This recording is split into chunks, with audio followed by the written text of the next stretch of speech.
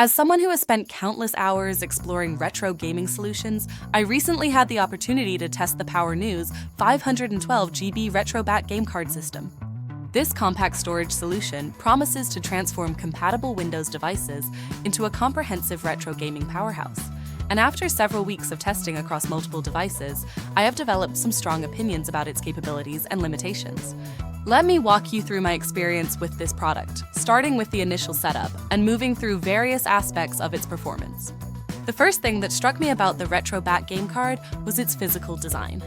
The micro SD card itself is remarkably small, measuring just over ½ an inch in its largest dimension, yet it contains an entire universe of gaming history.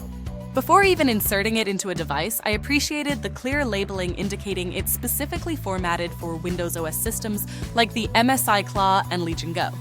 Compatibility is always a concern with these types of products, and I immediately noted the manufacturer's warning about ROG Ally incompatibility, which proved important during testing. Installation required carefully following the included instructions to set up RetroBat on my devices. This process involved transferring specific files to my system drive and configuring emulator paths, which took about 20 minutes for initial setup.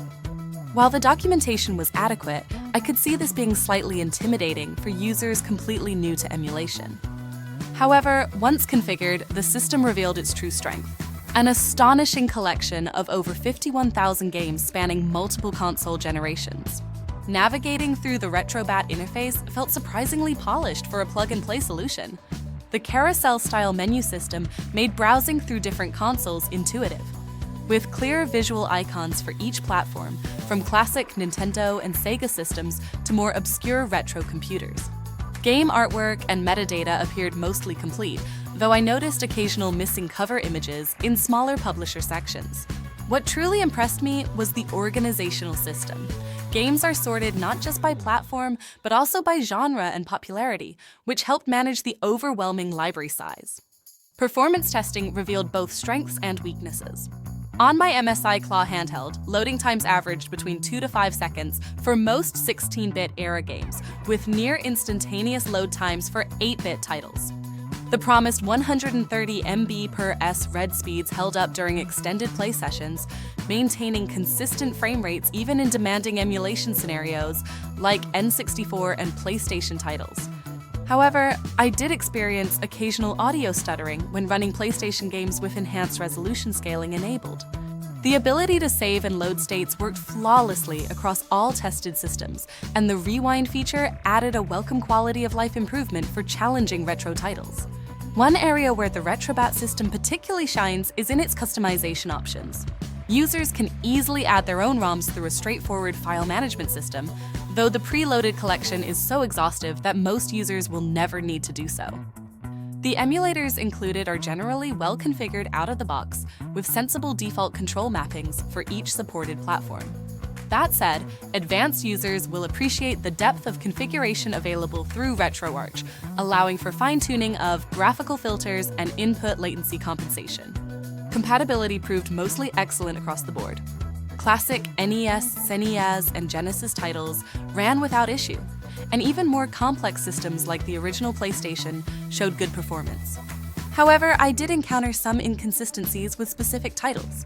For instance, a handful of Sega CD games failed to load properly, and certain Nintendo 64 titles exhibited graphical glitches until I manually adjusted emulator settings. These issues were relatively rare, but highlight the importance of understanding basic emulator configuration for optimal performance. The product's plug-and-play promise holds mostly true once the initial setup is complete. After configuration, inserting the card immediately launches the RetroBat interface, and switching back to Windows is indeed nearly instantaneous. I particularly appreciated not needing external power cables or additional drivers, making this a genuinely portable retro gaming solution. However, potential buyers should note the requirement for compatible hardware. While my MSI Claw and Windows laptop worked perfectly, attempts to use the card with an ROG Ally resulted in recognition issues as warned by the manufacturer. Build quality of the microSD card itself feels durable, with a robust plastic casing that inspires confidence in repeated insertions and removals. The included adapter for standard SD card slots is a thoughtful touch, allowing use with laptops and desktop PCs. Over 2 weeks of daily use, I experienced no thermal throttling or performance degradation, suggesting good quality and NAND flash memory.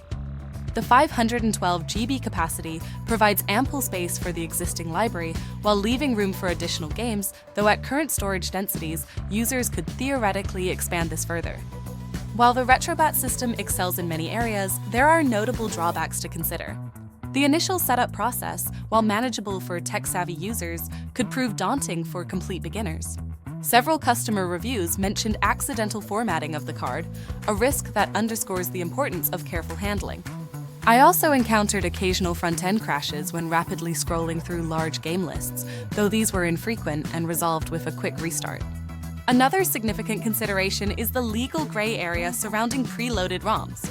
While the product listing emphasizes the ability to add your own games, the inclusion of 51,000 titles raises questions about copyright compliance that prospective buyers should research based on their local laws.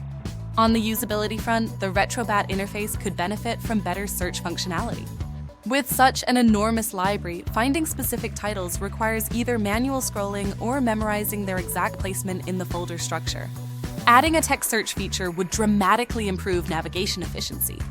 Battery impact on handheld devices proved minimal in my testing, with the MSI Claw showing only marginally faster power drain compared to running games from internal storage. The card's low power draw makes it suitable for extended gaming sessions away from outlets. Customer support appears responsive based on product reviews, with several users reporting positive experiences resolving technical issues. However, the lack of included warranty documentation in my package suggests buyers should carefully review Amazon's return policies. For collectors and retro gaming enthusiasts, the value proposition is strong. The time saved in configuring multiple emulators and sourcing ROMs could justify the price alone. Casual users might find the overwhelming number of games intimidating, though the curated favorites lists help mitigate this. Compared to similar products in the market, the RetroBat system's combination of storage capacity, pre-configured software, and Windows compatibility makes it stand out. In conclusion, the POWERNEWS 512 GB RetroBat Game Card system delivers an impressive retro gaming experience with some important caveats. Its vast library and polished interface will delight enthusiasts willing to navigate the initial setup, while hardware compatibility limitations and occasional technical hiccups remind us this isn't a perfect solution. When used within its supported parameters, particularly on MSI Claw or Legion Go devices, it offers one of the most comprehensive retro gaming packages available in plug-and-play form. Just be prepared to spend some time learning the system's nuances, and always remember to back up your card before making modifications.